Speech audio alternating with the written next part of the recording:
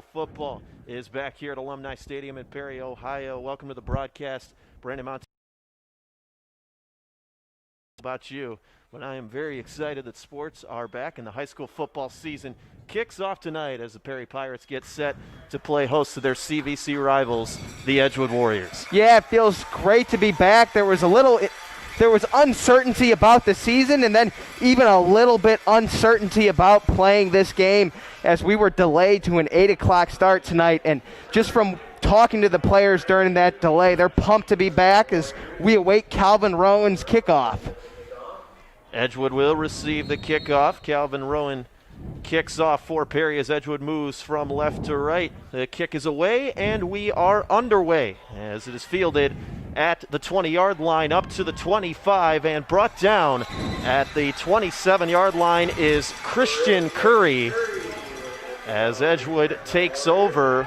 Looking at Edgewood last season, 4-6 record. The same amount of wins they had in the 2 years beforehand. They've seen a lot of improvement under third-year head coach John Butchko as the offense takes the field. Junior quarterback Zach Winchell leads the charge for the Warriors. Tyler Croyle with a great tackle for the Pirates to start off the night. I feel like Coach Rosati's got to be really happy with that kickoff group as we await the defense. Hopefully the strength of the team this year. Edgewood lines up in the spread offense, 4 wide out set. The running back, Brian Bisbee, on the left shoulder. Winchell takes the snap at his chest, now hands off to Isaiah Harris, makes his way up to the 30, up the left hash, and brought down at the 35-yard line. Decent gain there.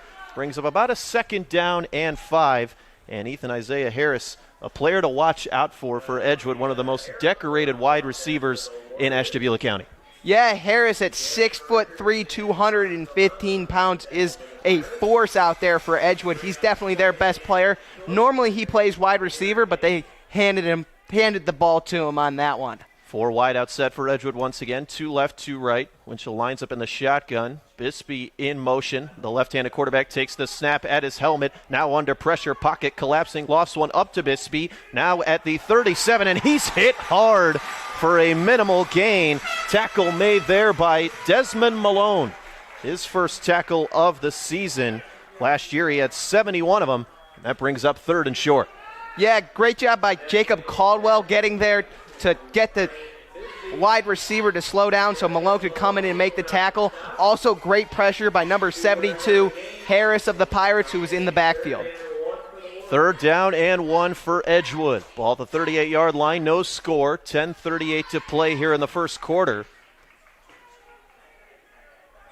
There's a little confusion here in the Edgewood set. Trips left, 1 receiver to the right. Winchell again lines up in the shotgun. Bisbee in motion to the left. Winchell takes the snap, and flags are down as it looks like this one is coming back.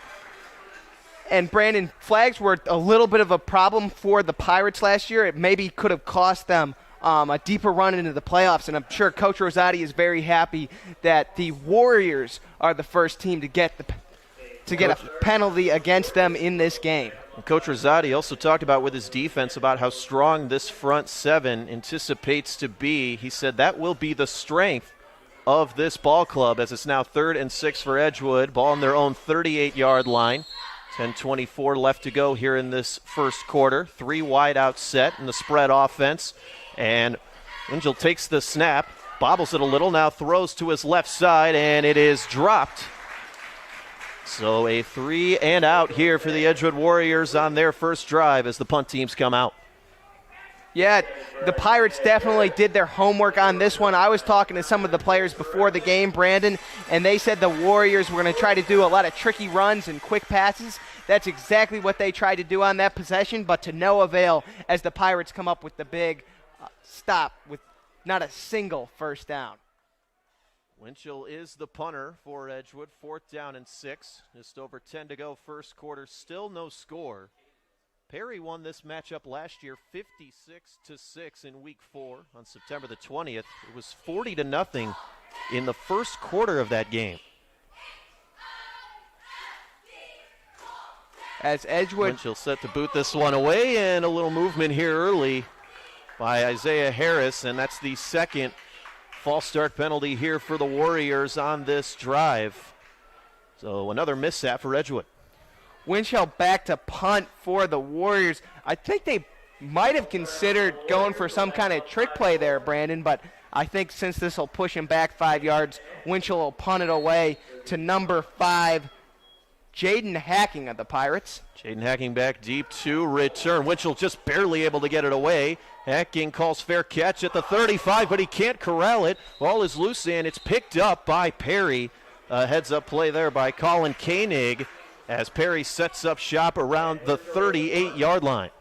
So we await Braden Richards, the freshman quarterback for the Pirates' first snap ever in his whole varsity career. He's coming straight out of 8th grade football to varsity, so we'll see what that snap entails.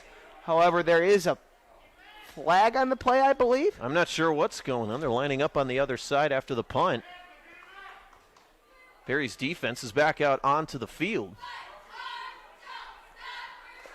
And it looks like roughing the kicker is going to go against Perry. And that... So Edgewood gets another shot. Yeah, a potentially costly penalty on the Pirates. I think actually it might not have been roughing the kicker, as the Pirates will get the ball. I think Edgewood was given the option to either re-kick or move that one 5 yards back as the offense comes out onto the field for the Pirates. A lot of confusion there, walking back and forth. It appears Perry will have possession, and we will see Braden Richards for the first time on this drive. The freshman quarterback lines up spread offense. Edgewood lining up in a 3-3 stack defensive set. 2 running backs, 2 wide receivers. Richards takes the snap at his chest. Play action, lofts one over the middle, and it is caught at the 25. Breaks free to the 10, 5, touchdown Perry Pirates. And Javin Richards with a 62-yard touchdown catch on the first play of the drive, and Perry takes a 6-0 lead, 9:54 left to go first quarter. That's why it's so interesting to watch this Perry offense when plays are being called by Coach Rosati, Brandon, because you would think with that freshman quarterback, you're going to hand it off on the first play, take it nice and easy, but no, he says to throw a shot to his brother, Javin Richards, all the way down in the field. Great execution, nice touchdown for the Pirates, and we'll see if Calvin Rowe can keep his perfect record on extra points, and he can. That'll put the Pirates up 7-0. Well, how about that for a first play as your quarterback? A 62-yard bomb down the field for your first score. We'll take a short break here. 9:54 left to go first quarter. The score, Perry 7, Edgewood 0.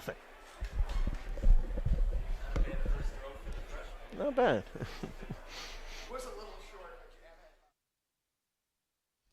When you smile, does the whole world smile with you? Dr. Rusty Albrecht, Dr. Chandis Richards, and Dr. London Albrecht are committed to improving your smile. At Albrecht Family Dentistry, we can handle all your dental needs, including dental implants, crowns, dentures, partials, relines, extractions, root canals, veneers, tooth whitening, and clear braces. Don't let anything stand between you and the smile that you've always wanted. Call 440-358-0495.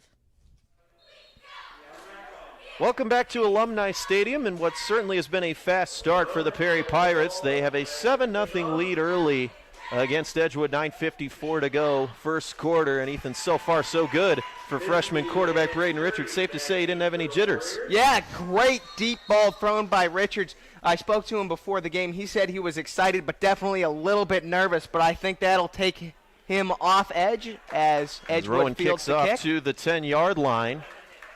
There to receive was Winchell of the Warriors. He takes it back to around the 25-yard line. That's where Edgewood sets up. Looking at this Edgewood offense from a season ago, averaged just around 18 points a game.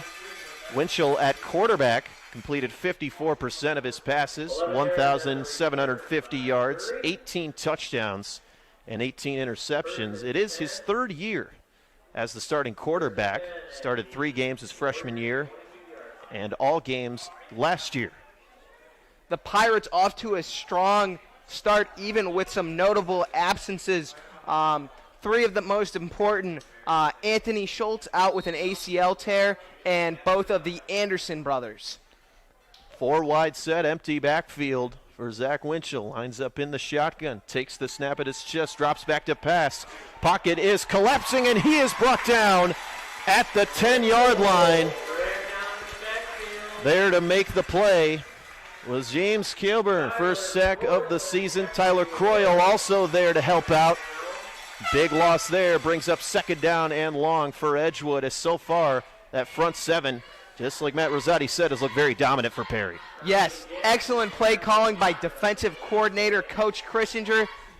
He saw the weakness in the offense, called a blitz, and Croyle comes up with the sack for the Pirates. Bisbee, the lone man in the backfield behind Winchell. 4 wide out set, 2 left, 2 right. Takes the snap, a high snap, hands off up the middle. This is Bisbee, and he is hit hard at about the 17-yard line. Looked like Jeffrey Harris was there to help out, as that brings up a third down. Nathan Smith also there on the tackle for the high snap, hands off up the middle. Linebacking Bisbee, and he is hit hard. He had 66 tackles a season ago. The Pirates playing tenaciously on both sides of the ball. Third down and 14 for Edgewood, ball on their own 18-yard line. 7-0 Perry, 8.5 minutes to go as it's a handoff to the left side. Harris breaks a couple tackles, works his way toward the left side numbers, but is brought down after a minimal gain. Like Desmond Malone was there for the stop, and that brings up another fourth down and another 3 and out for the Edgewood Warriors, and Coach Don Butchko can't be happy about that. Harris did a great job of getting to the outside there as fast as he possibly could, but basically the whole Pirate defense was on him there, Brandon, as the Pirates execute an excellent gang tackle. Desmond Malone back at about the 45-yard line to receive the punt for Perry. Winchell to punt it away for Edgewood. 7:52 to go here, first quarter. Perry 7, Edgewood nothing. Malone back Winchell for the Pirates. The high snap, now boots this one. It's a line drive kick down the field. Malone just lets it go as it bounces into Perry territory, and it is downed at the Perry 45-yard line, and that's where the Pirates offense will set up shop. And once again, we'll be able to see what freshman quarterback Braden Richards can do, but a notable absence tonight for Perry. Star running back Jalen Anderson is out, as well as his brother Jaden. And there was a little bit of concern for the Pirates coming into this game about the offense. 4 of the 5 offensive linemen didn't start last year, and with these wet conditions and no Anderson brothers, you would think you would have to run, but it would be very challenging for the Pirates, but that proving not to be the case as Braden throws a bomb down the field to his older brother.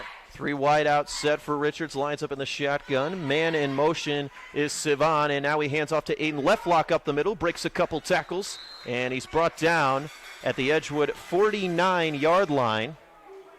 There to make the stop for Edgewood was Troy Peterson, who John Butchko considers to be the best player on Edgewood, and a player is down for the Warriors at the 50-yard line as the medical staff attends to him. Left lock is going to be very key in this game for the Pirates, Brandon. I spoke to Coach Christinger before the game. He said that they need a big game from him in order to win this ball game, and he's got to fill in some very big shoes. Jalen Anderson, the Division I West Virginia commit, so he's done great so far. We'll see if he can continue. Left lock, the junior running back, 35 carries last year for 178 yards, averaging just over 5 yards a carry, 1 touchdown, but he'll certainly have an expanded role. And another interesting thing about this Perry offense, a lot of the wide receiving core from last year graduated, moving on, so just a lot of new faces on the offense altogether. The Pirates definitely had a huge loss in Drew Schiano and Anthony Rosati and all the great offensive linemen they had up front last year, but they are getting some more big boys up front with Jacob Marjak, Evan Foro, Joey Conroy, and then Anthony Schultz once he's back and healthy. And Braden's played well so far. He's played great his entire career. I've actually played with Braden before. He was on my team when I was in 6th grade. We did make it to the Freeway League playoffs, so that's about my extent of youth play with him. But he's been a great player for Perry his whole career, and I feel like he'll do an excellent job of filling in the shoes of his older brother, Javin. And we'll take a short break here As medical staff attends to the injured player, we sure hope he's okay. 7:22 left to go in the first quarter. Perry leads Edgewood 7-0.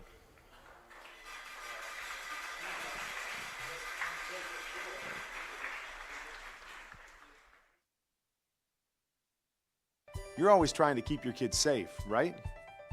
What about preventing concussion? Concussion can happen anywhere, on a sports field, at the park, even at home. So you need to know the ABCs.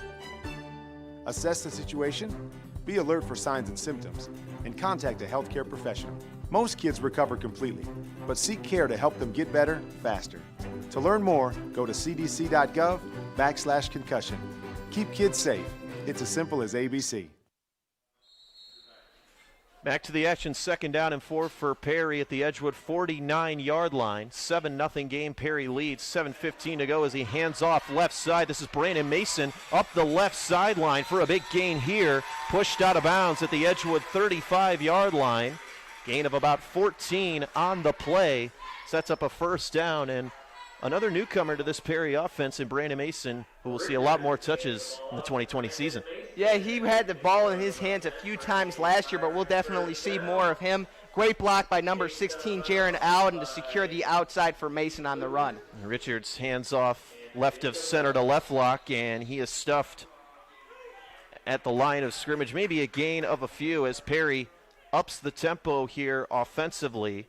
Edgewood lining up in a 3-3 stack defense. John Butchko saying he wants to be faster and more aggressive on the defensive side of the football. 4 wide out set for Richards. Trips left. And there was some movement in the trenches. Another flag is down. And it will be encroachment against Edgewood. I believe it was Zach Furman Eklund of Edgewood who jumped on the play, and that'll move the Pirates forward a few yards. And I wouldn't be surprised if Coach Rosati sent it right up the gut again here on 2nd and 3.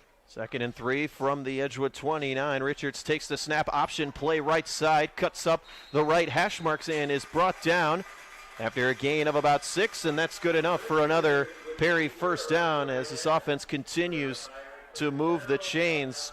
Perry offense last year averaging just under 50 points per game. As Perry moving quickly here. 1st down from inside the 25-yard line. Left lock on the right shoulder of Richards, who throws left side to Mason. Catches a bubble screen, works his way up the left side, plows a couple defenders over, and is brought down at the 18-yard line. First catch for Mason, and a gain of about 4 or 5. Great block there by number 3, Brock Savon, at the wideout position to secure the edge for Mason. Mason had 2 catches last year for 34 yards. A starting receiver this year for Matt Rosati. Richards again lines up in the shotgun, sends a man in motion. Now it's an option right side on the carry as Brock Savon cuts his way up the right numbers and works his way into the Edgewood red zone. Savon always been a great outside runner. So good that he was able to lead the 2014 White Bucks to a Freeway League Super Bowl victory. 1st and 10 for Perry at the Edgewood 11-yard line. 7-0 game. Perry leads Edgewood. 5:41 to go. First quarter as now Edwards tries the option keeper up the middle. But Edgewood read it like a book there. No gain. Sets up a 2nd down and 10. Richards on the carry up the middle, and I think something he's got to get used to in his transition going straight from 8th grade football to varsity football, Brandon, is he's used to being a super dominant big guy on the field, and that's definitely not the case this year. So we'll see if he can adapt to that as Richards they send takes left the lock snap, up the middle. hands off to left lock right side, and bounces to the outside for a gain of about 4 or 5. That sets up 3rd down. And going back to what you said about Richards, so dominant at the 8th grade level, but obviously much higher level of competition here in high school. Quite literally the difference between playing against boys and men. 3rd down here for Perry. The 5'11 freshman Richards takes the snap at his helmet, now looks right side, throws corner of the end zone. It is caught for the touchdown. Brandon Mason with a nice tiptoe play there, the right side of the end zone. Make that 2 passing touchdowns for Richards here in the first quarter. And Perry has a 13-0 lead on Edgewood, 4:40 to go in the first frame. Great pass there by Richards. He really dropped it right into Mason's breadbasket, and another nice touchdown for the Pirates as they'll send Calvin Rowan out to kick. Rowan is on for the PAT. Last year, Rowan 41 for 41 in extra point attempts, 2 for 2 on field goals. As he lines up, snap is away, ball is down, kick is up, and it splits the uprights good. 4:40 to go in the first quarter. Perry 14, Edgewood nothing from Alumni Stadium. You're listening to high school football.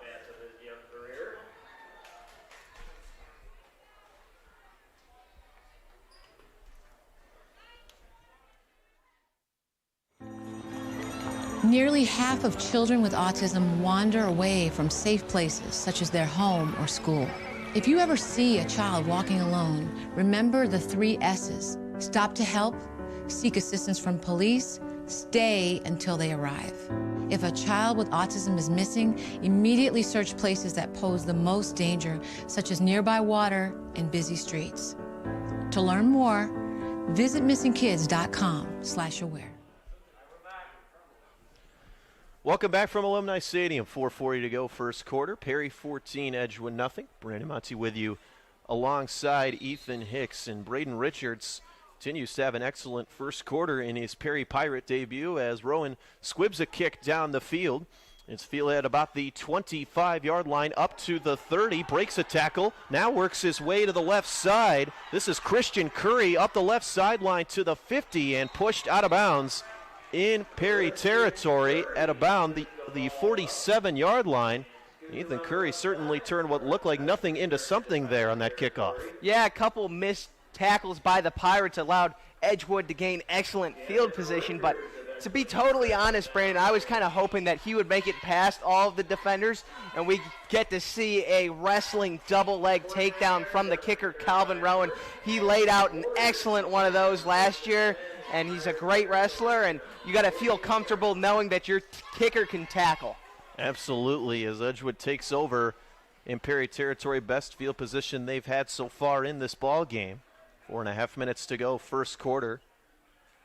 Winchell lines up, 3 wide out set, 1 man in the backfield, it's Bisbee, and it's a halfback dive up the middle, and that play is going nowhere as a swarm of Perry Pirates in there to make the stop. Javin Richards was the first man in there on the stop. And Richards, one of the most important players for this Perry defense. Last season, 58 tackles, 5.5 of them for losses. Yeah, it was obvious from when he lined up for that snap that he was blitzing, and he did a great job of using those track athlete instincts getting into the backfield. He read that play. Great play call by Coach Christinger, and a good stop by the Perry D.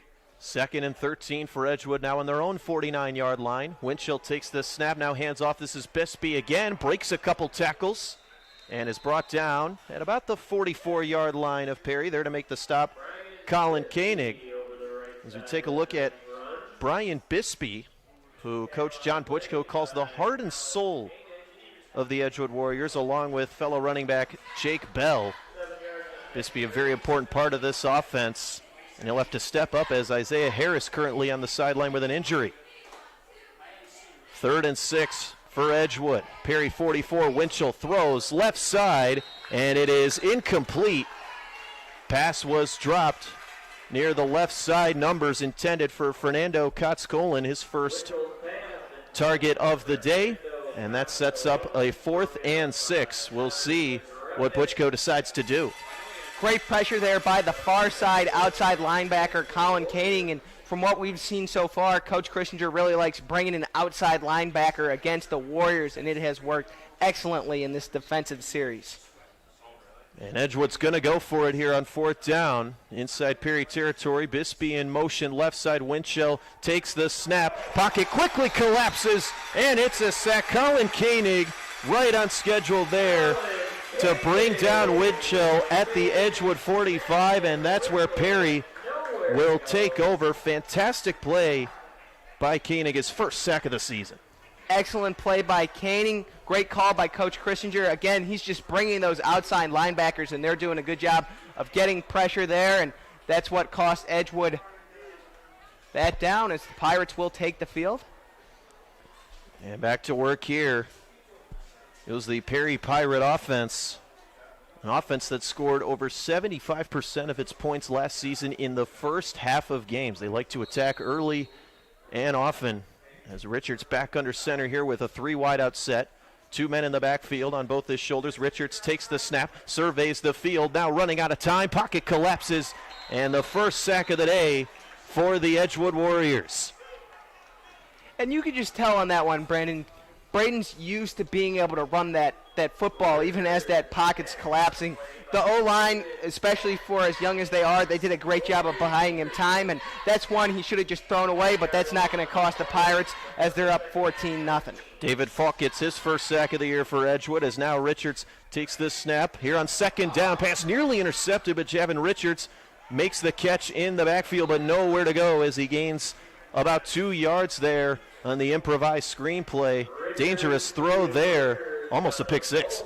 Yeah, and that just comes with time, but with this high-powered Pirate offense, 3rd and 15, especially against this Edgewood defense, I'm feeling confident. 2:13 to go, first quarter. Perry 14, Edgewood nothing. 3rd down and 16 for the Pirates at their own 49-yard line. Left lock in the backfield to the left of Richards. Takes the snap, 5-step drop, lofts it right side. Caught by Richards. Nope, bobbles and drops it. Good defensive stand there by the Warriors. Looked like Cody Estock, the defensive back. The junior was there on the pass deflection. And Edgewood gets a 3 and out, and now there's a fight in the middle of the field. Somebody on Edgewood threw a helmet. Punches have been thrown.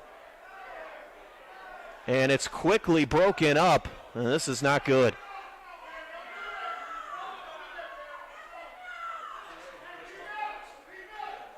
It was right after the play.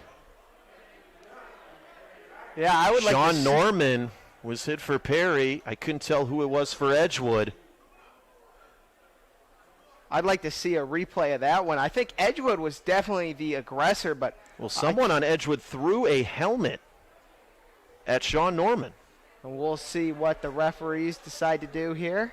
And the referees have to talk it over here. Several flags down on the play. And you never like to see that. And obviously there's a lot of trash talk, a lot of heat of the moment adrenaline, but should never escalate to that point. Looked like it was more fit for the octagon than the football field. As the referees continue to talk it over here, 1:59 to go, first quarter. Perry leads Edgewood 14-0. It was right after their first stop for Edgewood, and that could cost them a first down. We'll see what the referees decide to call. So, Brandon, if you're the umpire and a player on the opposing team throws his helmet at a member of the other team, but he decides to fight back, what do you do in that situation? I'm not sure. Somebody from Edgewood looked like number 18, David Falk, went over to talk to the Perry players and say, we apologize, but I don't know who. It looks like it'll be offsetting personal fouls, but I believe it will be. No ejections from the game, which is good news for the Pirates, but it's getting hot and heated early as we only have 1:59 left to play in this first quarter. Well, you can see they're writing down something near the center of the field. And they're looking over toward both sidelines, I think, to try to find out who was involved in the altercation. Just an impossible situation if you're on the Pirates. Let's see what they decide to do here. As we'll take a short break here while the referees talk it over. Again, 1:59 to go, first quarter. Perry 14, Edgewood nothing.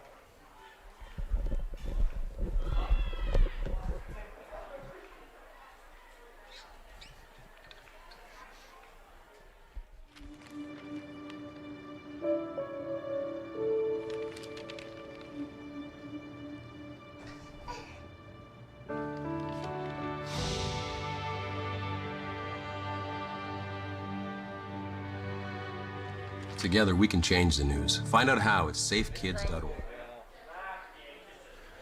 Back here from Alumni Stadium, as it appears a referee, Pete Lacresti, is heading over to talk to Matt Rosati, the coach for Perry, or to discuss what's going on and what further penalties will take place. Just to let all the viewers at home who missed it, Sean Norman got into an altercation with an Edgewood player after a helmet was thrown in his direction. So we'll see what the referees decide to do here. It was after the play. A third down stop for Edgewood. Should have been an easy 3 and out. And it appears the anger got the better of a couple of players. An Edgewood defender threw his helmet at Sean Norman. Punches were thrown by a few players, and I think the referees are still trying to determine who all was involved. As you see all the referees going to their scorecards here.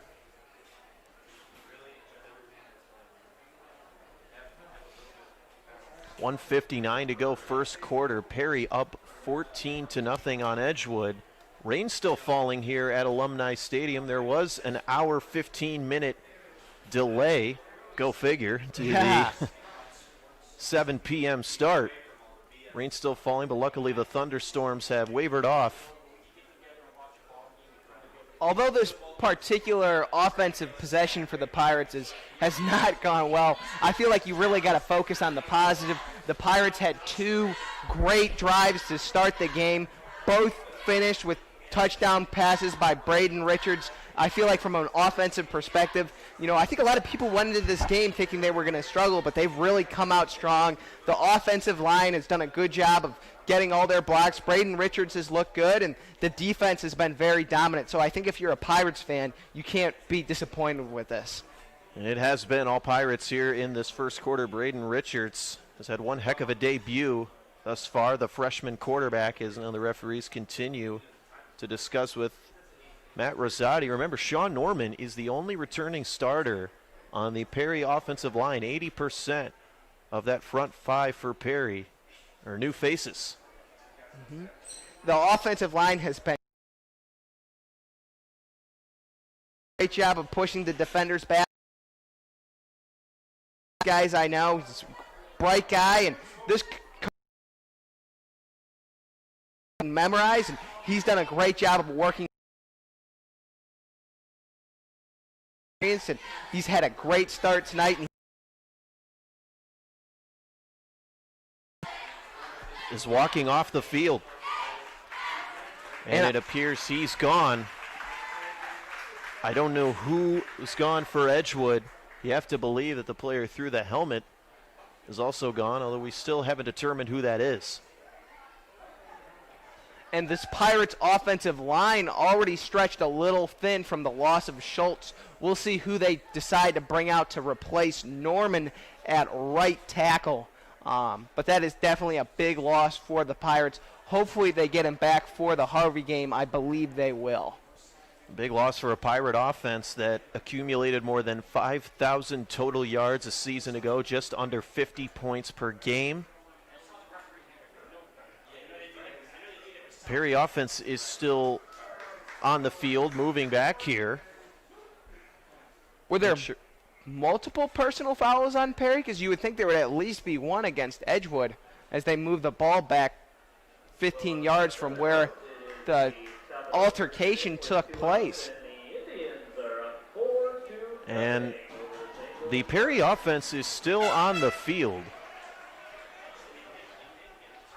And no, the punt team is on the field for that matter. Excuse me, the punt team is out. Brian Cox is the punter for Perry. Spoke to the sophomore punter before the game, and he said he too was a little bit nervous, but very excited to start in his first varsity game as Cox's kick is up and away. It's a little bit of a line drive, but Barely we got defenders all over there. Gets a friendly bounce all the way down to the 25-yard line of Edgewood.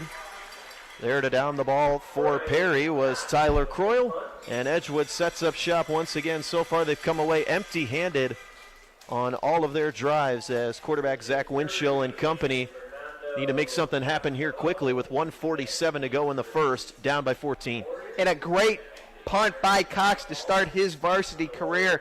Unfortunately, only even as long as it was, it only went about 9 yards past the first down marker. So that just shows you how much that altercation hurt the Pirates as the Warriors will set up shop on offense.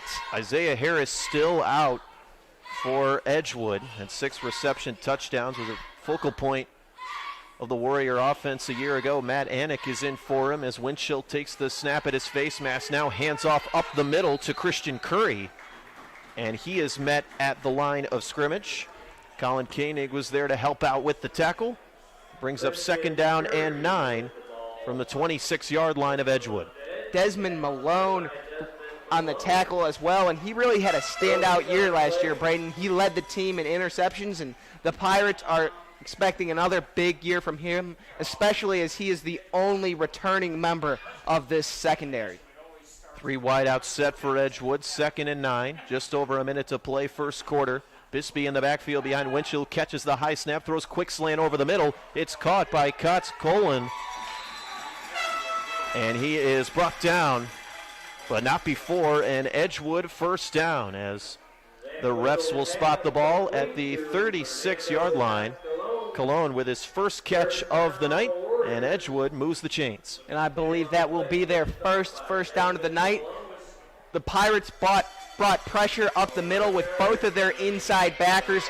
They did a great job of getting to the backfield, getting to Winchell. Unfortunately, that left a big hole in the middle of the field, and Winchell did a great job of getting to the ball to his wide receiver on that quick slant, exploiting that weakness. The junior quarterback tries the keeper to the left, but he is stuffed. Nowhere to go, as Perry got right in the backfield and blew that play up from the get-go. Colin Koenig was there, as was senior defensive lineman Bryce Harper. Harper had 1 tackle for a loss last season. Gets his first here early as it's 2nd down and long for Edgewood. A general trend I'm noticing is the outside backers are doing a much better job of getting pressure in the backfield than the inside backers, so I wouldn't be surprised if Coach Christinger starts bringing more of those outside blitzes and keeps those guys in the middle to stay there, as well as branch out for the blitzing outside linebacker, as that will be the conclusion of the first quarter. Your Perry Pirates up 14-0. And I believe with that we will take a quick commercial break.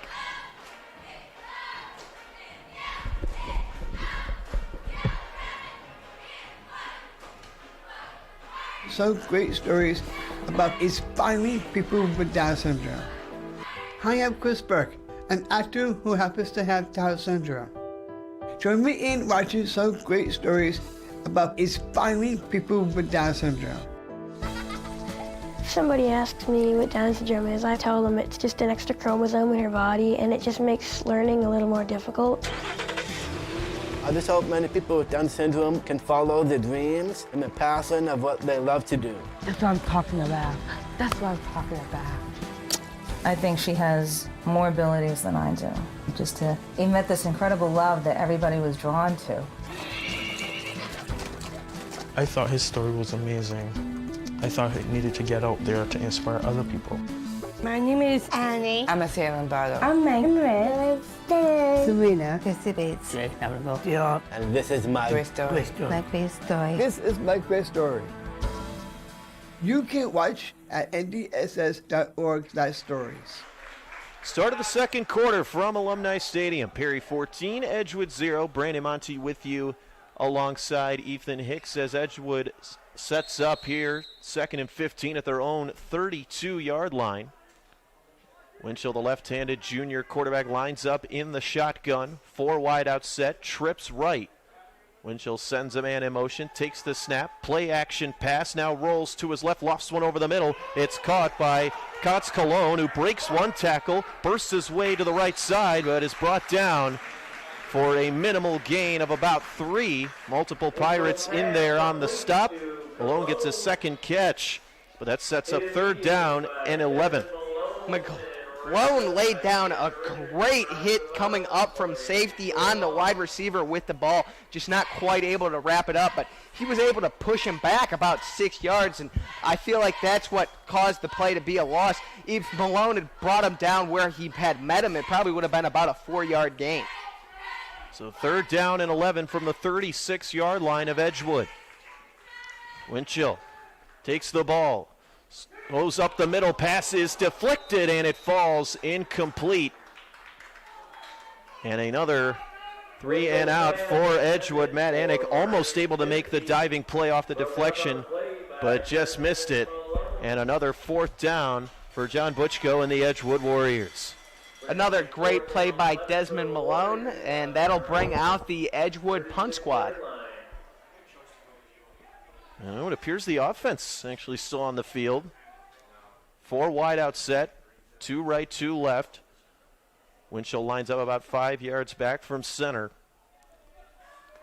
The thing with Winchell as their quarterback and punter, Edgewood has a lot of options, just like the Pirates last year when they had Schiano playing both of those positions as well. It is very true as Winchell boots the ball downfield. Short kick. And it is downed at about the 43-yard line. E.T. Andrew there to down it. And Perry sets up shop, up 14-0 with 11 minutes to go here in the first half. Braden Richards back out onto the field, looking to increase what has already been a solid night. 2 passing touchdowns as we see Jacob Marjak into the game now to replace Sean Norman at right tackle.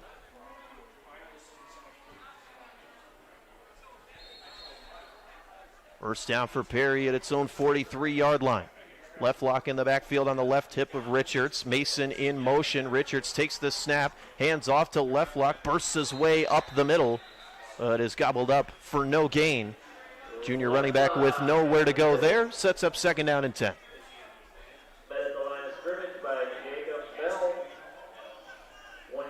Jacob Bell was there on the stop for Edgewood. The senior linebacker also plays running back alongside Brian Besby as Richards takes another snap. Again, hands off to left lock. And again, nowhere to go on the halfback counter left side. Maybe a gain of about 2 or 3. That sets up 3rd and 6. So what the Pirates decided to do was take Marjak from right guard, move him out to right tackle, and then bring out this junior Ryan Howerton in at Marjak's spot at right guard. And Richards takes the snap, play action pass, rolls to his right, lost it right side, and it is caught by Mateo Aguirre-Shaw, his first catch of the season. And it's a first down as Perry once again threatening in Edgewood territory. Another new face to the wide receivers corps with Shaw as the senior has his first grab. Yeah, great catch there by Mateo. Also good read by Richards finding the open man at about the 10-yard out. First down and 10 for Perry at the Edgewood 42. 9:49 to go here in this first half. It's a 14-0 Perry lead. As a quick pause in the action is taking a timeout Edgewood. And while we have the timeout, might as well talk about some of the new rules that are in place for football this year. Obviously things are a lot different for the football atmosphere. As you notice, only 15% stadium capacity is allowed. That's just one of the rules. All players not in the game. Everyone in the stadium has to wear a mask. Each player needs his own water bottle. Timeouts have also been extended to 2 minutes in length. And another interesting thing, Ethan, the visiting team is not allowed to use a locker room either. A lot of changes to the way football games and the game day routines are going. And we understand a lot of viewers right now at home would rather be at the stadium right now, and we're really trying to do our best to give you guys as best of a perspective of the game as we can. And we're also going to expand the live streams to away games this year too, due to that limited capacity. So first down and 10 for Perry at the Edgewood 42. Trips left. Richards takes a snap. Quick hitter on the screen. Left side to Mason. Works his way up the left sideline. Now to the numbers. Breaks a few tackles. and is brought down at the 25-yard line. A gain of about 17 on the play. Caleb Holmes was there on the tackle for Edgewood, and another Perry first down. Great throw by Richards and another great run by Mason. Good play ball call by Coach Rosati. The Pirates offense operating on all cylinders right now. The up-tempo offense of Rosati on full display. Two running backs for Richards as he hands off now right side. Working his way up that right side is Leftlock, and he's brought down. Minimal gain on the play. Flag is down as well. There to make the stop, Cody Estock for Edgewood, the junior defensive back. As I believe there is a hold on the Pirates. I think you could see that one from up here. Number 86, we don't have him on the roster right now. Just got to grab the outside shoulder of the Edgewood defender, and that's going to cost the Pirates 10 yards. And it is indeed a holding against Perry as this one is coming back. It'll be 1st and 15. An interesting story about Braden Richards, the quarterback for Perry. When he was in kindergarten starting off football, he was teammates with Drew Schiano, Perry's quarterback last year. As Richards takes the snap at his chest, pump fakes, has plenty of time, lofts one down the right sideline. It is caught! And they've yet to mark if it was a touchdown, and it looks like the referees have spotted it out of bounds at the 1-yard line. Jaden Hacking, the sophomore wide receiver, with his first grab, just misses a touchdown, but sets up 1st and goal for Perry nonetheless. Another great pass by Braden Richards. Hacking did a great job of getting there. He had to speed up a little bit there. You could tell he had to turn on the jets at the end there, but great execution by the Pirates offense again.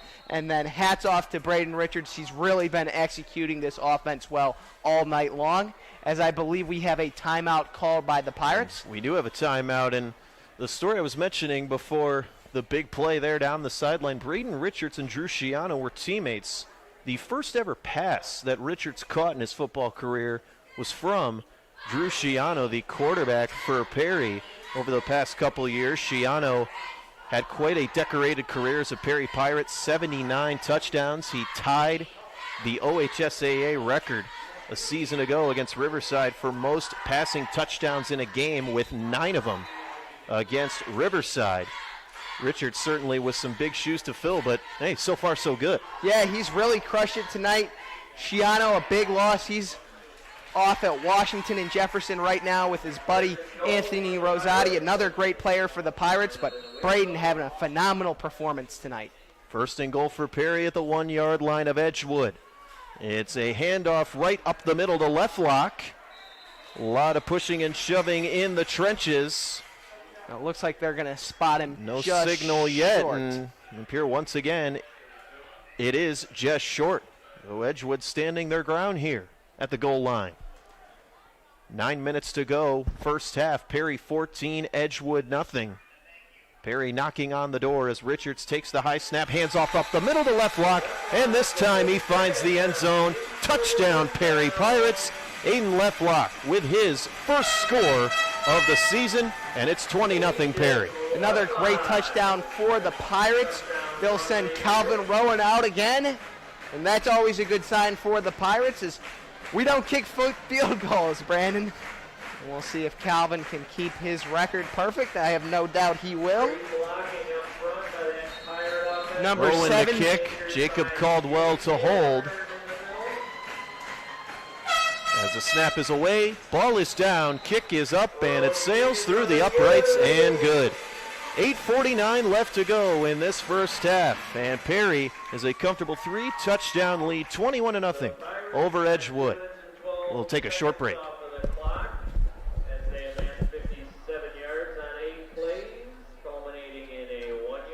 When you smile, does the whole world smile with you? Dr. Rusty Albrecht, Dr. Chandis Richards, and Dr. London Albrecht are committed to improving your smile. At Albrecht Family Dentistry, we can handle all your dental needs, including dental implants, crowns, dentures, partials, relines, extractions, root canals, veneers, tooth whitening, and clear braces. Don't let anything stand between you and the smile that you've always wanted. Call 440-358-0495. Back with you at Alumni Stadium, 21-0. Perry over Edgewood, 8:49 to go, first half. Brandon Monty with you alongside Ethan Hicks. And Ethan, got to be impressed with how balanced this Perry offense has been through this first half of play. A very dominant performance by the Pirates, up 21-0 over the Edgewood Warriors. Rowan's kick is away. Back to return is Christian Curry up the right sideline. Makes a cut now to the 20, over to the 25 as he shuffles his way forward and is brought down by a slew of Perry Pirates. Edgewood sets up shop at their own 27-yard line, down 21-0. Ethan, what do you think John Butchko's message is to his Edgewood Warriors right now? I think you got to just keep fighting right now. They're trying to put some points on the board. Just maintain a little bit of dignity. I feel like they're feeling good about how they're playing. Last year, the Pirates were up 40-0 over the Warriors in the first quarter alone, and just to hold the Pirates to 21 points in the first half so far, they got to feel great about their performance. And Edgewood sets up here, still looking for their first score of the ball game. Down 21-0, 8:40 to play first half. Winchell under center, hands off to the running back, Brian Bispy. And he trudges his way forward for about 4 yards or so. On the halfback counter right side. And that sets up second down and 6. There to make the stop for Perry, Bryce Harper, the senior defensive lineman. Pirate front seven just continuing to get those tackles. And even if you give up 3 to 4 yards in high school, it's not that big of a deal because you're just waiting for that offense to mess up, and normally they do. Bispy in motion, left side. Winchell takes the quarterback keeper right up the gut, and he is stopped at the line of scrimmage. The nose tackle, Tommy Jackson, the 6'2", 235-pound senior, the first man there on the stop. Bryce Harper in there as well, and this Pirates defensive line was predicted to be very dominant, and they lived up to that expectation. Just a great performance by this Pirate defense. Third down and 6 for Edgewood, ball at their own 33, 7.5 to play first half. Perry 21, Edgewood 0. Edgewood tries to avoid another 3 and out. Trips left, one receiver to the right. Winchell takes the snap. Pocket collapses, he flips one, and he is lit up. A little shovel pass. Bispy was lit up. Winchell takes the snap. After a short pocket collapses, he flips one, and he is lit up. Delivers a big-time tackle there, and that sets up another fourth down for Edgewood, 4th and short from their own 38-yard line. And I expect if you're Edgewood, you're the underdog, you got to go for this, Brandon. We'll see what Edgewood decides to do. As you mentioned, they have some versatility with Winchell as the quarterback and the punter. They're going up the middle here. Winchell, quarterback dive, cross your fingers, hopefully you pick up the first down. Looks like a 5-wide out set for Edgewood, known as a pass-heavy offense. The Pirates showing pressure. And looked like Edgewood was trying to get Perry to bite there to get the free 5 yards, but the Perry front seven not budging as the timeout is taken with 6:26 to play. As you look at this matchup, Edgewood, one of the newer members of the CVC Chagrin, and Perry, they have not lost a conference game in over 4 years. They have been dominant in the Chagrin Valley Conference. Yeah, the Pirates have really been a wrecking ball ever since they moved into the CVC. And I feel like on that previous play, Brandon, they were going to send Winchell up the middle, but the Pirates showing a lot of pressure. The Warriors calling a timeout, and I wouldn't be surprised if we see a quick pass here to counter that. That's one of the things they love to do, and that's what I think I've got them doing. And you look at the Edgewood side, 4 wins last year. The team has steadily improved under head coach John Butchko. 41 players on the roster this year. Participation is at an all-time high as Edgewood faces a 4th down and 1 from their own 38. A big play here in determining the outcome of this ball game. Winchell lines up with Bisbee on his right shoulder in the backfield. In the shotgun as normal, sends a man in motion. It's an option right side, and Winchell evades the defenders and works his way for about a gain of 8 or 9 on the keeper, and that's a first down for the Warriors. Winchell on the carry, and he's really been doing that ever since youth football. At 6 foot and 180 pounds at the quarterback position, he can throw, he can run up the middle, and the Warriors, especially with the loss of Isaiah Harris, their star wide receiver, they're going to be relying more and more on him throughout the progression of this ball game. Looking at quarterback Zach Winchell, Coach Butchko said he matured a lot over last season, steadily improved, especially in his last 3 or 4 games of the regular season. As Winchell now takes the snap, quick hitter over the middle, but nobody's home as the ball falls harmlessly incomplete. I think he was looking for Brian Bisbee, his running back, on a slant over the middle, and instead it's incomplete. Second down and 10. The Pirates with a lot of defensive movement before the play, Brandon. I feel like you can almost feel their tenacity to get off the ball. You can tell they're almost like thirsty for blood down there, and I feel like that's something that the Pirates defense could really use, and that's something they put on full display tonight with a wrecking ball of a performance. Second down and 10 for Edgewood. Another option right side for Winchell. Spins off one defender and is brought down. Gain of 3 on the play. We've seen Winchell definitely has the ability to gain yards with his legs, as Tommy Jackson is there on another tackle for Perry, as Edgewood is hit with another third down. This one 3rd and 8 from their own 48-yard line. 5:30 to play first half. Perry 21, Edgewood 0. And the way the Pirates have their inside linebackers about 4 to 5 yards off the ball, they're almost daring Edgewood to run up the middle, and they're trying to take away the pass right now and just crossing their fingers that they aren't going to be able to get 3 to 4 yards a pop every time. As Winchell is brought down in the backfield once again. Another sack for the Perry defense. Bryce Harper, the 6 foot, 240-pound senior there on the sack. His second of the night, and it's another 4th down for Edgewood. And not only is this Pirate defensive front big, they're fast too, so they can really close on the running back or the quarterback, whoever's got the ball. And that's something the Pirates defense has really been missing. It almost reminds me back when they had Nick Mason and Makehead on the defensive line, when they had that really really far Final Four run, and that's a great sign for this Pirates defense. 4th down and 13 at the Edgewood 43. Winchell boots it downfield, line drive kick, as the ball takes an unfriendly bounce near about the 28-yard line. There for Edgewood to down it was Brian Bisbee. And Perry takes over from their own 28-yard line, up 21-0, and Edgewood 4:15 to go here in this first half. This Perry team seeks to win its 26th consecutive game at home. Perry, Ethan, has not lost at home since November 7th, 2015. They've certainly done a phenomenal job defending Alumni Stadium.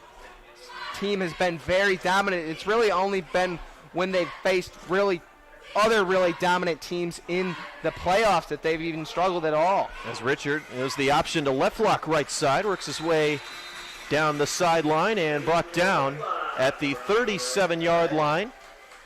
Gain of 9 on the play, 2nd and short. Great play by the Pirates. We've seen Richards very proficient at running that option.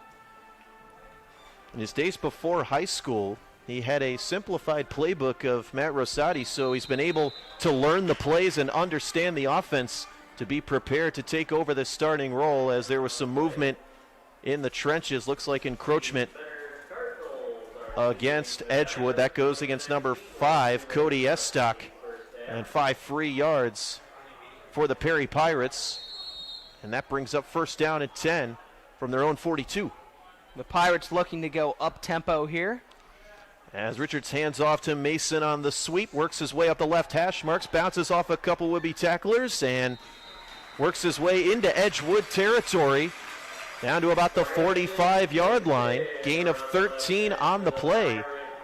And we've seen the versatility of these Perry Pirate athletes on full display. The wide receivers getting a lot of looks with rushing as well. Coach Rosati always does a great job of distributing the ball to his playmakers, and he's done an excellent job of doing that tonight. First down and 10 for Perry at the Edgewood 45. 3:29 to go. First half, Perry 21, Edgewood 0. Richards takes the snap. Again, another sweep right side to Richards. Works his way up the right sideline, and he is going to take this one all the way to the house. 45 yards. Touchdown, Perry Pirates. Javin Richards, his second touchdown of the night. And Perry extends its lead to 27-0 to go. 3:20 to go, first half. Javin Richards, the state competitive pole vaulter for the Pirates, just a beast of an athlete, first and half, what Perry a burst 21, of speed to Edgewood get the 0. touchdown Richards for the takes the Pirates. snap as again, another Rowan sweep will right take- side to Richards, works his way up the right sideline, and he is going to take this one all the way to the house, 45 yards. On that run, as you said, great burst of speed as Rowan, as usual, tacks on that extra point. And with 3:20 left to go here in this first half of play, Perry running away with it, the score. Perry Pirates 28, Edgewood Warriors 0. We'll be right back after this short break.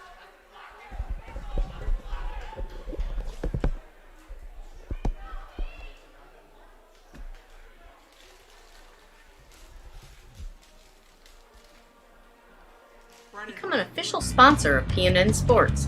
Get recognized in all PNN Sports broadcasts this school year. Contact Colleen Moskowitz at 440-339-9452 for more information. Back with you at Alumni Stadium. Perry 28, Edgewood 0, 3:20 to go in this first half of play. And Ethan Hicks, so far so good for these Perry Pirates, off to a hot start in this 2020 campaign. Yeah, I feel like the Pirates have played excellently this entire first half. The defense has been great. The offense has been great. Richards has been, well, both Richards have been executing good, both at wide receiver and at quarterback. And then special teams has done a solid job as well. So a great, well-rounded half for the Pirates to start the season. The kick is away. Curry fields it at his own 5-yard line, works his way to the middle of the field, up to the 10, now to the 12, and brought down for a minimal gain on that kick return. Believe it was number 20, Brian Cox of the Pirates, in on the stop. As well as Colin Koenig and Jared Allen, the junior linebacker, number 16, there on the stop as well. So Edgewood with tough field position here to start their next drive in their own 12-yard line. 3:14 to go here in this first half. As Edgewood searching for answers here offensively. On the previous few kickoffs, the Pirates had done an excellent job of getting back there quickly, but they hadn't been able to wrap up the ball carrier, and they finally got him on that one, and that's what resulted in the poor field position for Edgewood. So Winchell back out onto the field. Kotz Cologne, the wide receiver, to the right. And Curry lined up to his left. Winchell takes the snap, handoff up the middle to Bisbee, shakes off one defender and brought down at about the 16-yard line, gain of about 4. Connor Skrebnek, the junior defensive back, in for his first tackle of the evening. Colin Koenig also there with a little bit of contact before the ball carrier was finally brought down. And Brandon, I've really been impressed by these outside linebackers of the Pirates tonight. They've done a great job of getting in the backfield as quick as possible, and I feel like they've been in on basically every single outside run play. They've really shut Edgewood down as they have the quick snap there. As Winchell looked like he was caught off guard by the snap, hands off right side to Bisbee on the halfback counter.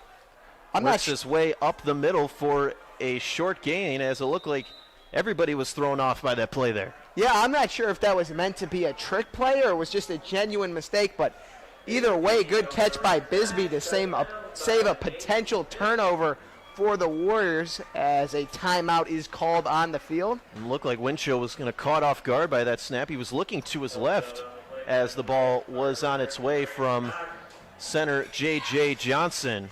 It's a 28-0 ball game. Perry over Edgewood with 2:25 to go in this first half. Perry coming off a 12-1 season last year, regional finalists bowed out in the Region 13 final. Expectations, Ethan, as always, very high for the Pirates, despite all the new faces on both sides of the ball. Yeah, the Pirates aren't ranked quite as high as they were last year to start the season, but I believe they could be the same quality, if not better team, especially if Richards continues to play the way he has tonight. And that game they lost 13-17 against Poland, that was in some very tough conditions. That was like kryptonite to Coach Rosati and quarterback Drew Schiano's throwing, high-powered form of offense. And a little bit of a letdown to the season last year, but the Pirates with an excellent season, and I feel like they can make it even further in this year's playoffs. 3rd down and 5 for Edgewood at their own 17-yard line. 4 wide out set. 2 right, 2 left. Winchell, as always, in the shotgun. Bisbee, the man in motion.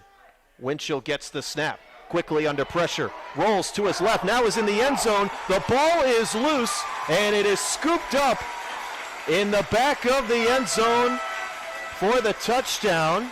Although the refs have not signaled anything yet. And the referees will signal a touchdown.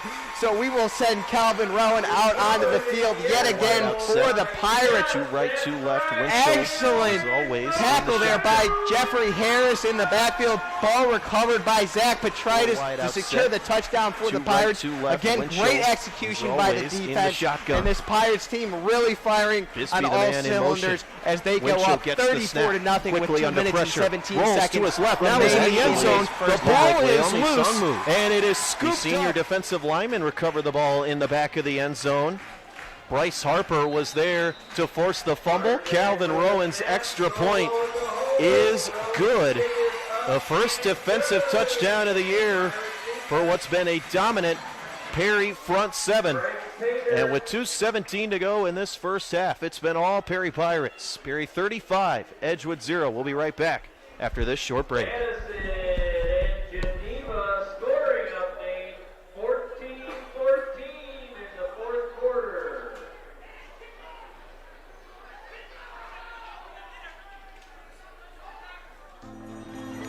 Nearly half of children with autism wander away from safe places, such as their home or school. If you ever see a child walking alone, remember the 3 S's. Stop to help, seek assistance from police, stay until they arrive. If a child with autism is missing, immediately search places that pose the most danger, such as nearby water and busy streets. To learn more, visit missingkids.com/aware. We're back here late in the first half, 2:17 to go. In this first half of play, Perry 35, Edgewood 0. Some score updates from around the area. Riverside ahead on South 2-0. St. Edward's trails Massillon Washington 20-10 as Rowan boots it down the field. Curry takes it from his own 10-yard line, now cuts across to about the 20. Left side hash marks 25. And Curry makes his way to about the 29-yard line. Return of about 19 as Edgewood tries for some late first half scoring here to avoid going into the halftime break with a big old 0. Yeah, interesting tackle there. I'm not even sure if the ball carrier was ever touched there. He might have just slid to the ground. But with 2 minutes and 9 seconds remaining in this first half, down 35-0, the Warriors are certainly facing a tall task to score before the end of the half against this dominant Pirates defense. So far, just a few first downs for Edgewood. They've been in Perry territory just twice so far on the evening. So Winchell takes the snap up the middle. Goes Brian Bisbee as he chugs his way forward through multiple defenders and gets a hard-earned gain of about 6. Good rush there by the senior running back. Last year, Bisbee 473 yards on the ground, averaged about 4 yards a carry. The senior back, according to John Butchko, was unanimously voted a team captain. Extremely solid leader of the team and the heart and soul of this Edgewood squad. 2nd down and 5, 1:30 to play, first half. Edgewood at their own 34. Winchell taking his time, trying to get the Perry defense to bite here. As lead snap here, high snap, hands off up the middle. And again, short gain for Bisbee on the left side. Javin Richards once again in on the tackle for Perry at the outside linebacker spot. Great tackle by Richards. He actually started that play on the opposite side of the field. He came in on a blitz, ran all the way around the back of the offensive line, and had an excellent ankle grab tackle on Bisbee for the stop there. That's something he's done excellent his entire football career, and I don't think I've ever seen someone ankle tackle as consistently as Javin Richards. 33 seconds and counting left first half. Both teams with one timeout remaining. It appears Edgewood just taking their time from their own 37, and now a timeout is called. Number 20 of the Pirates, Brian Cox, dropping back there. I'm not sure if it was just because the timeout was called or the Pirates wanted someone to get back to stop a deep pass, but either way, I think we'll take a quick break here with 24 seconds remaining in the first half. Your Perry Pirates up 35-0 over the Edgewood Warriors.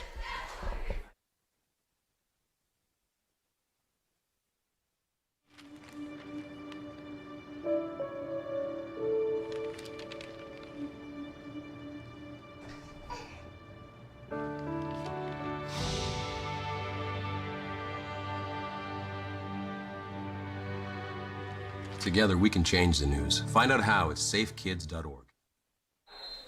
First half winding down, 24 seconds to play. Perry 35, Edgewood nothing. Edgewood with the ball in their own 37, third down and 2. So they try to muster up some quick offense here as the first half concludes. Winchell jumps to get the snap. Quick hitter over the middle. It is caught by Kotz Cologne for a first down near the 50-yard line. Fourth catch of the day. Malone with the first hit for the Pirates. Although the Warriors pick up the first down, they're going to have to burn valuable clock time here and try to get one more playoff before the half. Smart move by the Pirates. 9 seconds to go as Winchell frantically runs to his right. Now throws right sideline, pass deflected. Out of bounds. Matt Anick, the senior first-year wide receiver, was the intended target.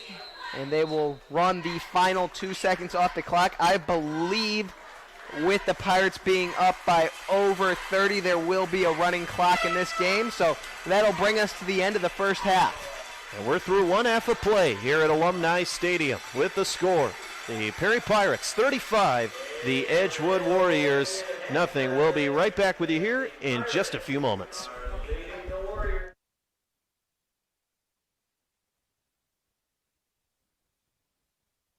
Hi, I'm Chris Burke, an actor who happens to have Down syndrome. Join me in watching some great stories about inspiring people with Down syndrome. If somebody asks me what Down syndrome is, I tell them it's just an extra chromosome in your body and it just makes learning a little more difficult. I just hope many people with Down syndrome can follow their dreams and the passion of what they love to do. That's what I'm talking about. That's what I'm talking about. I think she has more abilities than I do. Just to emit this incredible love that everybody was drawn to. I thought his story was amazing. I thought it needed to get out there to inspire other people. My name is Annie. I'm a Salem Bardo. I'm Megan. Serena. And this is my Great story. My great story. This is my great story.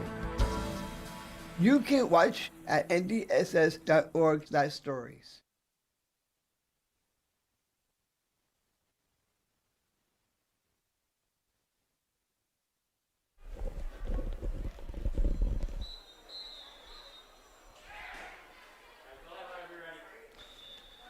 And back with you here at the halftime break.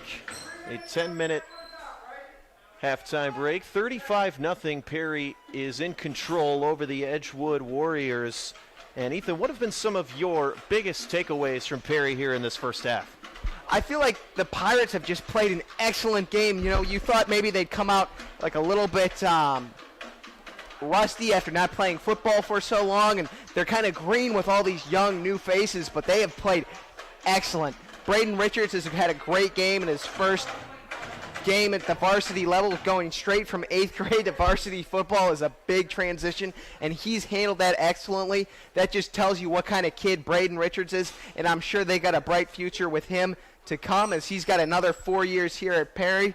Everyone else has done a great job. The two standouts to me are Javin Richards on offense and Aiden Leflock running the ball. That offensive line is blocked great, and that front seven has just brought so much pressure up the middle. And Javin Richards, who was primarily a defensive player a season ago, has transitioned quite smoothly over to the offensive end already with 2 scores. Yeah, with the loss of Holbert, Rosati, and Anderson being out this game, the Pirates have really had to ask more of their players, and they've really stepped up to the challenge. And looking at the defensive side of the ball, it's just been equally, if not more impressive. Plenty of sacks, tackles for losses. They've stuffed the rushing attack of Edgewood. Winchell, not really a lot of time to get the ball off either. Just an impressive all-around effort by this Perry defensive unit. Special teams has been as good as well. They've struggled a little bit with the kickoff to start, but they've got that under control now. Calvin Rowan remains perfect, and Brian Cox successfully gets off his first punt ever. And as we're into the halftime break here, might as well share a little story, although he isn't playing tonight. Jalen Anderson as well as his brother Jaden, both out for this week 1 matchup. But an interesting story from the News Herald earlier this week about Jalen Anderson. And Ethan, you said you've read it as well. At just 2 years of age, Jalen Anderson's legs were bow-legged to the point where orthopedic specialists considered breaking his legs. But his father, Walter, ultimately said, no, we're not going to do that. And safe to say, it's been a very good decision. It was an excellent article in the News Herald written by John Kampf talking about how faith and persistence have prevailed for the Anderson family, as Jalen and Jaden have both carved out very impressive careers for themselves. And Jalen Anderson, a great player for this Perry Pirates team. He's been critical in a few of the deep playoff runs they've had, and he's really hurting by not being here, but the Pirates have done a great job of moving on without the presence of either of the Anderson brothers, and they've played great tonight without them, but I'm sure when they come back next week, they will be as dominant of a force as ever. And Jalen jokingly said in that article, too, at the age of 5 when he started playing football, he was the worst player on the team, and then he sucked at it to the point where he hated football and almost did not continue playing. Yeah. Imagine that now, and sure enough, now he's an FBS commit to West Virginia. Jaden also receiving offers from Akron and Bowling Green. I would say he is, without a doubt, the best football player on this team. Coach Rosati wants to play him on both sides of the ball this year. He's a great running back, but he's also been great in the secondary, so we'll see what they have in store for him against Harvey. As we'll take another short break here in this halftime intermission, as we've got about 5 minutes left as the bands continue to play. Here at the halftime break, it's Perry 35, Edgewood nothing. We hope you enjoy the halftime show.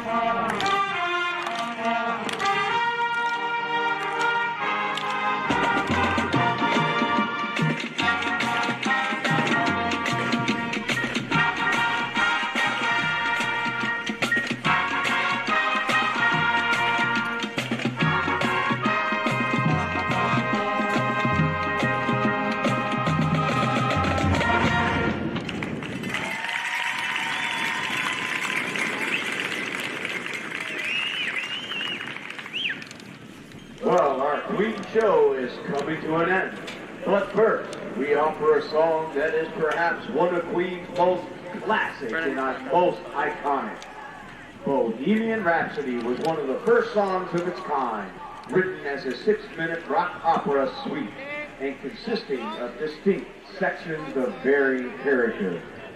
The song is featured on the recent movie of the same title released in 2018, which tells the inside story of Freddie Mercury's life. We hope to bring it home with Bohemian Rhapsody. Is it coming through, Mike?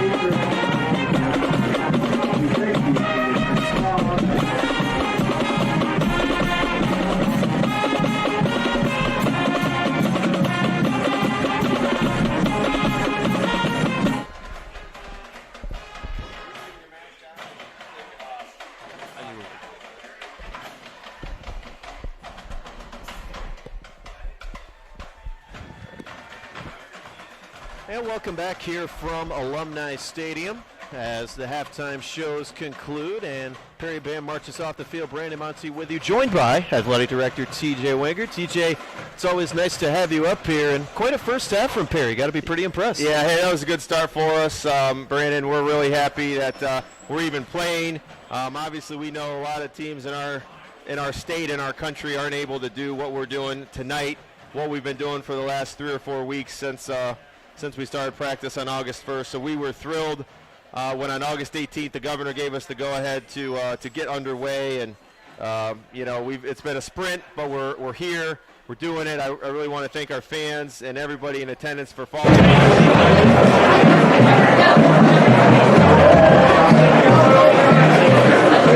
their part, and that's what it's going to take. Now that we've started the season, we want to finish the season, and we're going to need everybody to be on board with that. And again, so far so good here tonight. Wear a mask, be socially distant, and again, we're just thrilled to be playing football, thrilled to be playing all of our fall sports, and we're excited. Football obviously off to a good start here tonight in the opening week against Edgewood. What's the outlook for the other fall sports squads? Yeah, everybody is now playing. Cross country is our last Riverside tomorrow, so they're our last sport that hasn't played an event yet. So they're Riverside for an invitational tomorrow. Our golf and tennis teams have been playing since like August 8th or 10th, somewhere in that range, so their seasons are going well. Volleyball has had 3 matches. Our girls soccer team plays tomorrow night. They're 1-0-1. They beat Harvey last night 2-0. So they're taking on Riverside tomorrow night here at Alumni Stadium. 6 p.m. Will be that start for our girls soccer team. Our boys soccer team had their first game. Close 1-0 loss to Gilmore last night. They're back in action at Harvey next Tuesday. So we're really underway. And we're just excited. We weren't sure if this was ever actually going to happen. And just thrilled to be here. Now, like I said already, our goal is just to keep it rolling. I'm sure you are thrilled, obviously, that sports are back. As the athletic director, any last thoughts? Oh, hey, I'll just say go Pirates. Again, thanks to everybody out there. Please, when you come to an event, unfortunately, it's family members and loved ones that can be here. But we're going to be live streaming a lot of events. The schedule is online, and I would really recommend everybody check out our live stream. For soccer and volleyball, and we'll be at every home and away football game. So again, so far so good. We're just ready to roll. It's been a long week, but the Pirates are playing well tonight, and we'll see if we can get out of here before any more thunder or lightning hits us. Absolutely. Thank you so much for joining us, Thanks, CJ. Brandon. Yep. As we're back with you here to start the second half, 35-0 Perry leads over Edgewood. As we take a look at some stats from the first half of play. Perry with 10 first downs compared to 3 for Edgewood. 100 rushing yards for the Perry Pirates to go along with 141 yards through the air for freshman quarterback Braden Richards. Edgewood with 29 total yards of offense in the first 2 quarters of play, as Perry looks to keep the beat rolling here in this second half. Yeah, the Pirates been very dominant. A great performance from the freshman quarterback, Braden Richards. The offensive line, another element of this team that they did not expect to be the strength, has played great. And the Pirates rolling on all cylinders right now. They're really playing a holistic game, and I'm very excited for kickoff here. Braden Richards trained with Javin in the offseason. Spent time with head coach Matt Rosati just going over plays through Zoom. Going to get familiar with the offense as Perry fields the second half kickoff, moving from left to right. Kick is taken at the 15 up to the 20, 25. Now to the 30 is Aiden Leflock, and he is brought down by multiple Edgewood Warriors at about the 30-yard line. Matt Anick was there on the stop, and Perry takes over. The Pirates with decent field position to start this drive. And Brandon, I have a question for you. So if you're in the place of Coach Rosati right now, and you've got a lot of young guys, especially on this offense, at what point do you start substituting other younger players in, if at all, during this game? Well, maybe towards the end of the third quarter or so. I think we might see one drive here from the Perry starters, depending on how it goes, as Richard takes the snap, halfback dive to left, lock up the gut near the right hash marks, brought down. Gain of 3 on the play. There to make the stop for Edgewood is number 12, Santos Sanabria, the 5'10", 180-pound sophomore linebacker. It's now 2nd and 7 from the 33-yard line. And Ethan, a question for you is, who do you think some of those younger guys are that could step in and maybe get some reps here in this second half? Well, I feel like A.J. Kaifas, he's a sophomore O-lineman. He's got great size to him. As He's Richards not out there flings right it now. right sideline. Great tiptoe catch by Brandon Mason.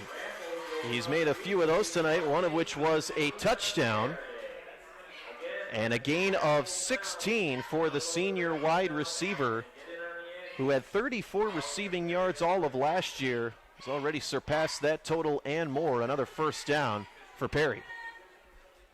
Kaifas could go in there. I also feel like another younger guy, a sophomore, Jaden Hacking, could go in as well. But I do feel like Coach Rosati is going to keep the offensive line and Richards in there for a little while tonight so they can get those extra reps as they send left lock up the middle. He'll gain about 1, bringing up 2nd down and 9. Number 55 for Edgewood, Troy Peterson, who Edgewood coach John Butchko called the best player on his squad, the best mental makeup, and an undisputed leader of this team. Was an all-county selection in Ashtabula in 2019. 2nd down and 9 for Perry at the 50. 35-0. Perry over Edgewood as Richard takes the snap. Now quickly scrambles to his right, running out of time. Lost one down the right side, nearly intercepted as the pass falls incomplete. Number 6, Christian Curry, was there on the coverage. Nearly had a takeaway. Instead, it falls harmlessly to the ground, and it's 3rd down and 9 for Perry as the running clock continues. 9:12 to go here in the 3rd quarter. Perry up 35-0. I feel like we've definitely got a pass play coming here, Brandon. Maybe a little bit of trickery. Coach Rosati always likes to shake things up a little bit, so this should be an exciting play call. 3rd down and 9. We'll see what Rosati has up his sleeve as Richards tries to buy some time, shakes off one tackle, shakes off another, now goes to his legs up the right sideline, makes 3 men miss and barely falls short of that first down marker. He may have got it, I'm not sure. It's going to be close. I believe it's just short. 4th and inches as Richards shows off some fancy footwork. And I'm sure Coach Rosati will go for it here.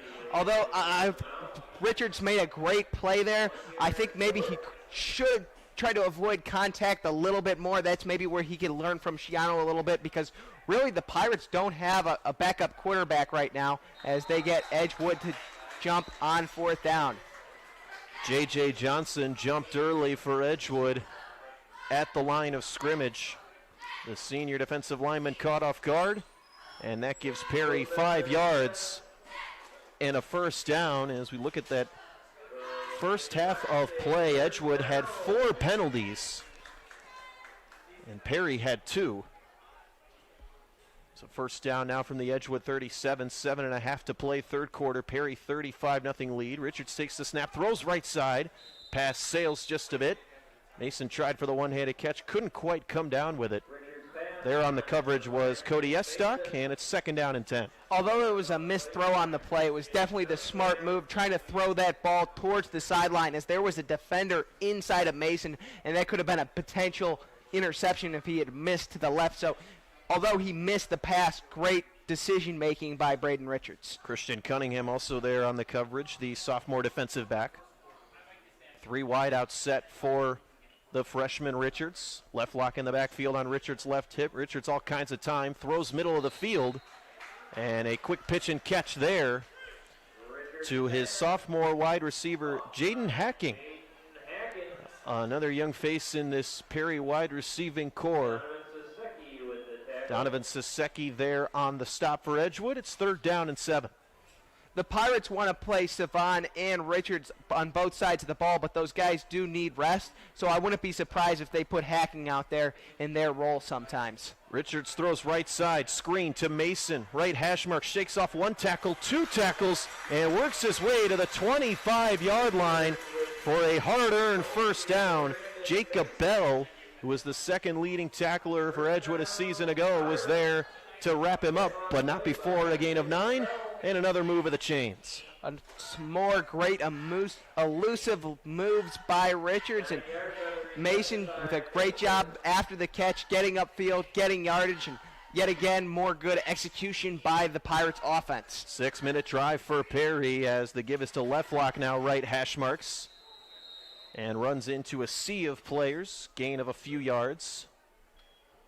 David Falk there to help out on the tackle.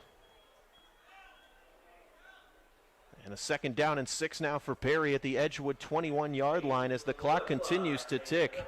Perry has ate a lot of time in this 3rd stanza. They still have a 35-0 lead on Edgewood, 5.5 to play, 3rd quarter. 3 wide out set for the Pirates. Richards takes the snap, play action pass, rolls to his left, surveys the field, lofts one, wide open in the end zone is Mateo Aguirre-Shaw, the senior wide receiver, and he's got his first reception touchdown of the year, 3rd passing touchdown for the freshman, Braden Richards. That was a 41-0 Perry. That was a great play call wide by open Rosati, in the end zone is Mateo Aguirre-Shaw all night. That was an RPO, a run pass option. Richards had the ability to hand that ball off or pull it and throw it. He made the correct read. He pulled it, threw it to his wide open wide receiver. The O-line got blocks. It looks great as we have a bobble snap. Snack. Is botched. Caldwell swirls to his left and throws into the end zone for an improvised 2-point conversion. Caldwell makes something out of nothing, finding Brandon Mason. As the rich get richer, Perry tacks on 2 more, and it's 43-0. Perry over Edgewood, 5:20 to play in this 3rd quarter. We'll be right back after this short break. So funny. I was talking to Calvin. He was so worried that like his one miss of his whole career would come.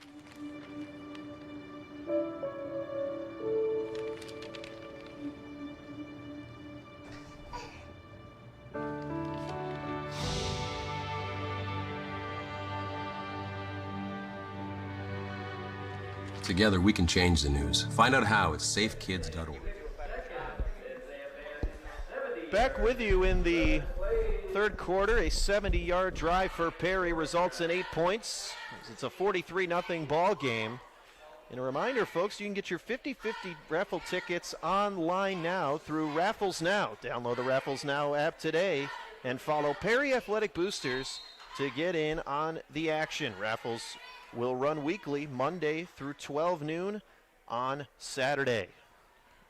As the kickoff is away, fielded by Fernando Cotz-Colon, and he gets out to about the 25-yard line. I feel like there might have been a little bit of late contact as Cologne was already on the ground by a Pirate defender. They got to watch that as this game starts to progress. You know, you're up 43-0 over Edgewood right now. You might get some more sympathetic calls from the referees, and the Pirates don't need any more ejections this game.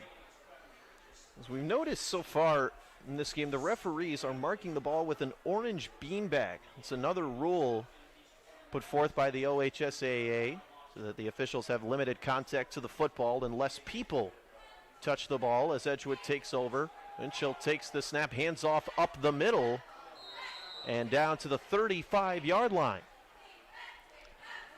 Here's the running back for Edgewood. Less people touch the ball as Edgewood takes over. And Santabria now hands off at running back. The Pirates running a 3-4 defensive front. That's with 3 down linemen and 4 linebackers. And one of the weaknesses of that style of defense is the interior run, and Edgewood exploited that beautifully on the previous play. However, not important at all as the Pirates defensive front does a great job of getting into the backfield and getting a sack on Winchell. So Donovan Sisicki is now in the game at quarterback as Coach John Butchko getting some second-team reps. Logan Cosiano was there on the sack, the junior linebacker, and it's now 2nd down and 12 from the Edgewood 33. Sisicki, 3 wide out set. Quick slant over the middle is deflected. Another good defensive play there, this time by the freshman, Jaden Studio. 6 foot 100 180-pound wide receiver and defensive back, as the pass was intended for Christian Cunningham. 3rd down and 12 with 3 minutes to go, 3rd quarter. Saseki, the sophomore, takes the high snap now, hands off up the middle, bouncing his way to the outside is Sanabria, makes a man miss, now gets over to the Perry 45-yard line, and I actually think Sanabria ran over one of his blockers on that play. Saseki, the but nonetheless, he gets a big gain and an Edgewood up the middle, bouncing. And the outside linebacker over pursued to the inside just a little bit, allowing Sanabria to break it outside, and that's what resulted in the big game for Edgewood. 22-yard gain for Sanabria, the longest play of the day for Edgewood. Now Saseki hands off again. This is Sanabria. Slips a little bit near the right hash mark and makes his way up to the 40-yard line. Another gain of about 5 as the Edgewood offense starting to gain some ground here in this 3rd quarter. As there is an injured Edgewood player down on the field, we'll see if they can keep up this offensive momentum in the 3rd quarter despite being down 43-30. I believe with that, we'll take a quick timeout. We will take a short break here. 2:02 to go. 3rd quarter, Perry 43, Edgewood 0.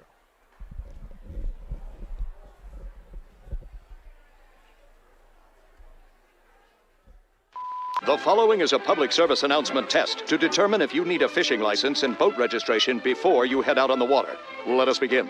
Are you your own boat? Is this your idea of fishing with friends? Do you want this in your favorite lake? Ick. Regardless how you answered, you need to be licensed and registered. Do your part at takemefishing.org.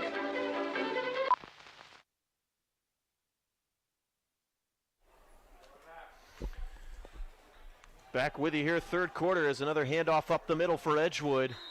As Sanabria hit hard after a gain of about 4. And I would say Edgewood has 2 downs to gain 2 yards here, Brandon.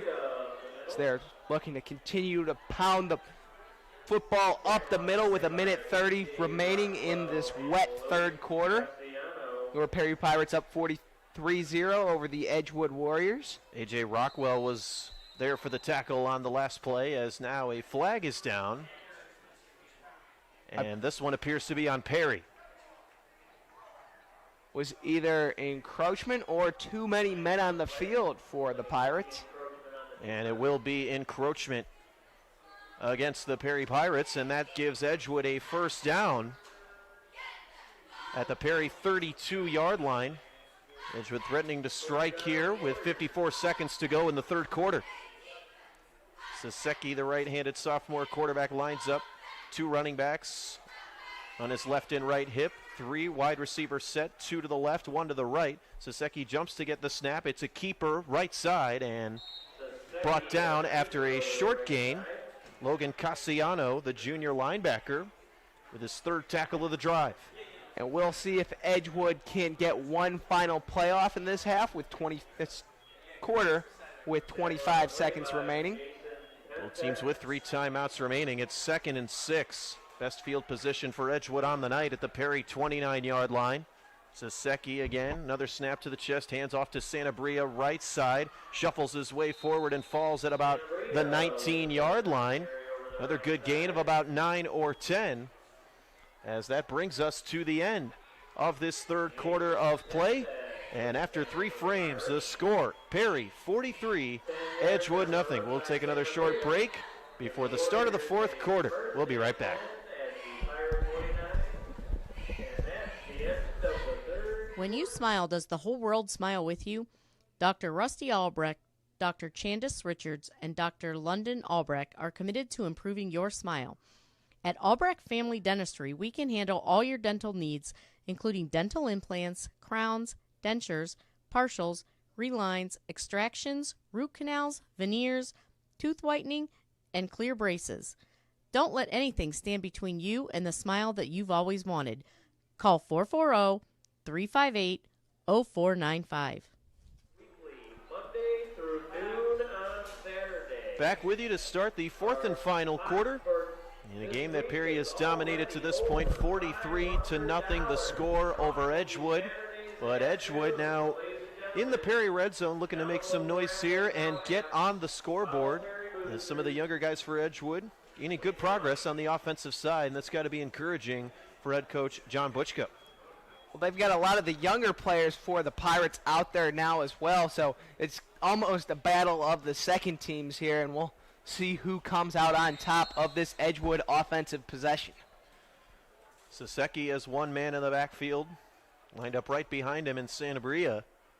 3 wide out set. Saseki takes the snap, hands off Sanabria, gets through 2 defenders, is hit hard at the 15-yard line. And it looks as if there was a little bit of confusion on the defensive side of the ball for the Pirates. They weren't exactly sure who had the ball, and that's what allowed Edgewood to pick up those 4 yards. Kevin Nickerson as well as Jaden Studio there on the tackle. As now we'll run to the left side again. Sanabria cuts up field, works his way to the 5-yard line. Another gain of 9. As Santos Sanabria has been quite an encouraging sign for this Edgewood offense on this drive. Another 9-yard gain. And the Edgewood offense has flowed through him on this drive. First and goal for Edgewood at the Perry 5-yard line. Saseki lines up in the shotgun. Takes the snap. Now fakes right side. Tries to go up the middle with the keeper, but is stuffed for a loss of about 2 or 3. So just to let you viewers at home know, we have a little bit of a different season structure this year because of COVID. Teams will only play 6 in-conference games, so that means that the Pirates will be restricted to games in the CVC. Following those 6 games, there's going to be a statewide playoff. Everyone will make the playoffs. You can opt out, however, the Pirates certainly will not. Here as Saseki fumbles, and it looks like Perry has it at the 20-yard line. And that was a big fumble. Sam Tharp, the freshman, with his first fumble recovery, a high snap. Saseki unable to corral it, and the Perry defense stands its ground. Back to the season. Following those 6 games, teams will be seeded for that playoff, and then they'll just keep playing until someone comes out as champion. And the Pirates, although they aren't ranked as high as they were last year, I still feel like with the dominant performance they've had tonight, they have potential to make it just as far, if not further, than they did last year. Jacob Caldwell now in at quarterback for Perry. The second stringer takes the snap, now flings it right side. It is caught down the right sideline by Owen Tomasic as he gets out to about the 45-yard line. The quick hitter goes for 25 yards.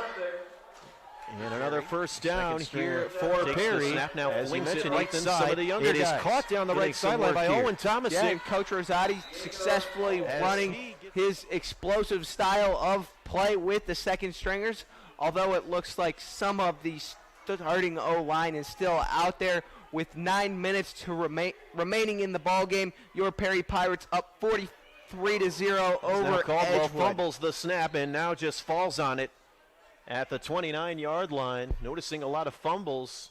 Still slippery conditions as the rain still falling pretty hard throughout this evening. It's been that way since about 7 o'clock. As you remember, the game was delayed an hour and 15 minutes. As with 8:38 to go in the ball game, Perry 43, Edgewood nothing. Luckily, that running clock, and with such a short amount of time left in the ballgame, we should be out of here before that second round of thunder hits. As you mentioned, Perry only playing conference opponents. Most teams playing just conference opponents this year. As again, Caldwell takes the snap, hands off right side. Another good gain for the Pirates. Perry taking on Harvey next week in week 2 of the season. As that handoff was to number 86. We don't have him on the roster, so unsure of exactly who that is. And it's 3rd down and 13 from the 40. Caldwell in the shotgun. Hands off up the middle. Bounces his way over to the outside and is brought down. I believe that was number 86, Zach Petritis of the Pirates on the carry. As there is an injured Edgewood player down on the field. That'll bring up 4th and 5 for the Warriors. And I believe with this, we'll take a quick injury timeout. Caldwell's pass complete to Zach Petritis. Hi, I'm Chris Burke, an actor who happens to have Down syndrome. Join me in watching some great stories about inspiring people with Down syndrome. If somebody asks me what Down syndrome is, I tell them it's just an extra chromosome in her body, and it just makes learning a little more difficult. I just hope many people with Down syndrome can follow their dreams and the passion of what they love to do. That's what I'm talking about. That's what I'm talking about. I think she has more abilities than I do. Just to emit this incredible love that everybody was drawn to. I thought his story was amazing. I thought it needed to get out there to inspire other people. My name is Annie. I'm a Salem Bardo. I'm Megan. 4th down and 5 for Perry at their own 48. 7:20 to play in this 4th quarter as Perry gets Edgewood to jump here. False start on the And no, it's a false start against Perry. Take that back. And they'll bring out the punt. As the ball moves back another 5 yards, the punt team comes out with 7 minutes to play. Perry up 43-0 on Edgewood. Perry traveling to CVC chagrin opponent Painesville Harvey next week as part of a condensed 6-game schedule, as you mentioned, Ethan. And another weird thing about this season is, again, aforementioned, no qualifying for the playoffs. Every team makes it in. Ryan Cox is the punter for Perry.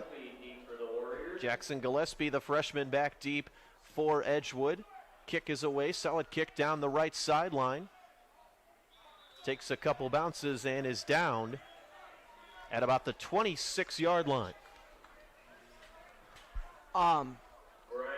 The Pirates originally were scheduled to play Riverside week 1 and then Madison week 2 of this season before the pandemic changed the schedule. And I feel like this is really going to work out in the Pirates' favor. Braden Richards is a younger quarterback. He's done a great job of transitioning, but I feel like he definitely could use some time to learn. And the Pirates probably have a little bit easier opponents these first couple weeks in Edgewood and Harvey, and those will be excellent warm-up games to get Richards in the groove with all of his newer, older offensive players, and hopefully that'll bring the Pirates into a big playoff run. As now it's a run right side. Christian Cunningham leaps over one defender now to the 35 to the 40 and is pushed out at about the 45-yard line. Gain of about 19 on the play.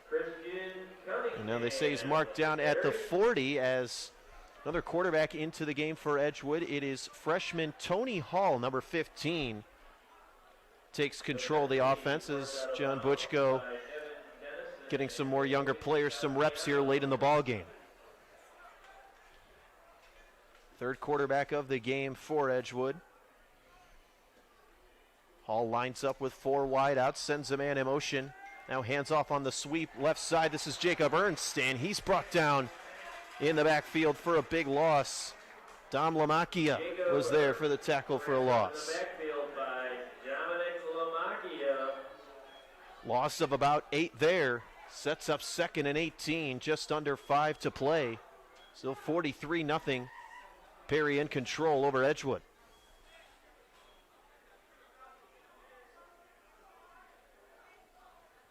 Hall again takes the snap. Now throws right side, wobbly pass falls, incomplete.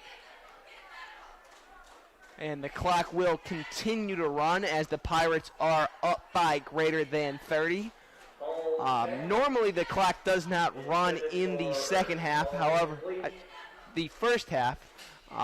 However, if the coaches meet before the game and agree that if a team is up by more than 30, they can't have that running clock in the first half, and that is what I believe Coach Rosati and Edgewood's head coach did before this game, as the Pirates had a running clock in the first half of the ball game. And the handoff right side again, this Christian Cunningham, the sophomore, brought down for a minimal gain.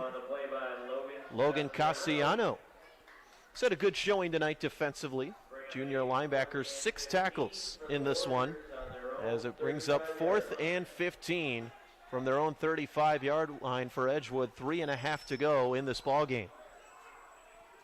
Hall sends a man in motion. Now takes this snap, drops back to pass. The right-handed quarterback lofts one down the right side of the field. Jump ball falls incomplete. Mikey Bisbee, the intended receiver. Coverage on the play. And we'll see if the Pirates can punch one more in, up 43-0 over Edgewood with 3 minutes and 10 seconds remaining in the ball game. Brock Christian was there on the coverage, as well as Janet Saldana Soto.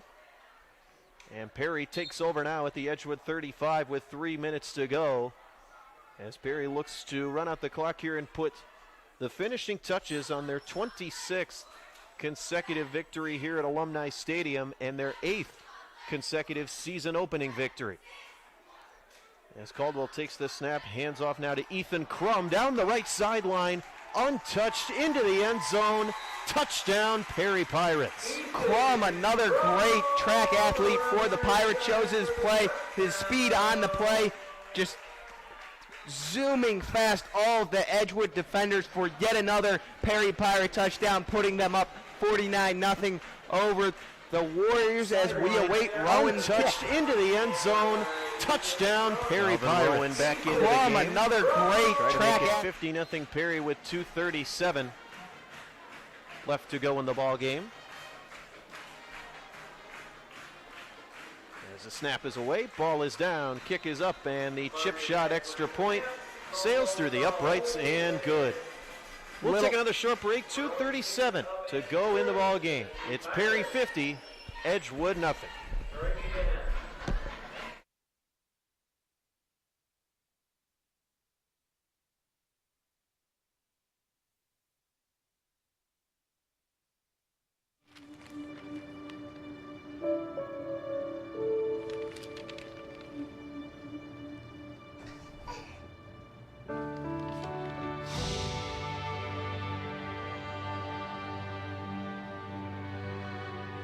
Together, we can change the news. Find out how at safekids.org. We're back with you as this ball game winds down. 2:35 and counting to play. Perry 50, Edgewood 0. Brandon Monty with you alongside Ethan Hicks. And Ethan, if you had to elect one player tonight as your player of the game, who would that be? I feel like it would be Braden Richards. The freshman quarterback has had a great start so far. He's thrown, he's run, he's evaded tacklers in the backfield. His O-line has done a good job blocking for him. His receivers have caught the ball, but I think it all starts with your quarterback, and especially to execute so well at that young of an age is a really standout performance. As Zeke Lucas takes the kick back for Edgewood to the 30-yard line. Owen Tomasic was the kicker.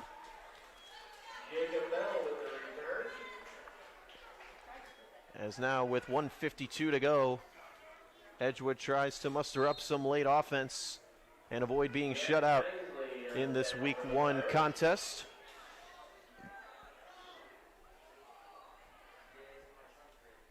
Tony Hall back under center. A freshman for Edgewood getting some reps. 0 for 2 on his first drive. Lines up with 3 wide receivers and a running back now. Hands off up the middle. This is Christian Cunningham. And he gains a yard or 2. The secondary Pirates defensive unit also doing a good job. As we await Edgewood's next play with 1:08 remaining in the ball game. Your Perry Pirates up 50-0 over Edgewood. A.J. Rockwell was in on the tackle on that last play. The freshman defensive lineman has now a handoff to the right side to Zeke Lucas. There's a fumble. And the ball is picked up by Perry. That's number 46. Jason Pentic, the freshman wide receiver, stepping in for the fumble recovery. Another turnover for Edgewood. The following is a public service announcement And that should test just to about determine do it for this ball game. So, Brandon, I would like to pose the same question back to you. If you were to elect an MVP for the Pirates for tonight's game, who would you choose? Well, I think I may choose Javin Richards. I think he had a very impressive game on the offensive side as well, as did Braden certainly. An excellent debut, nothing to be ashamed of there as the clock hits 20 seconds. And Javin Richards, who had 2 interceptions against Edgewood last year. And Perry forced 4 turnovers last year, more of the same this time around, but again, Richards seemed to seemingly transition very well to the offensive side as the clock strikes 0, and that is going to do it. A week 1 blowout victory for the Perry Pirates, 50-0 over the Edgewood Warriors. Perry starts off its season 1-0 for the 8th consecutive campaign. Edgewood falls to 0-1. As Ethan, nothing but positives for this Perry team so far tonight. It feels great to be back in Alumni Stadium. Definitely a long delayed return to football here at Alumni. Even longer delayed with the rain today, but the Pirates played excellent football, even without the presence of their 2 most dominant players, Jalen and Jaden Anderson. They put on a stunning performance tonight, going up 50-0 over Edgewood. Both of the Richard boys had standout performances, but I think you can say the same for the entire team. The offensive line executed their blocks, the quarterback executed their reads, wide receivers caught the ball, running backs ran uphill, the front 7 did a great job of stopping the run and getting pressure, and the secondary covered everything that Edgewood could throw at them. Special teams did great, and Rowan remained perfect on the night. I don't think you could have asked for anything more. Well, we thank you folks for tuning in to this opening night edition of high school football alongside Ethan Hicks. This has been Brandon Monty signing off until next week. Once again, the final score in this one, Perry 50, Edgewood 0. So long, everybody.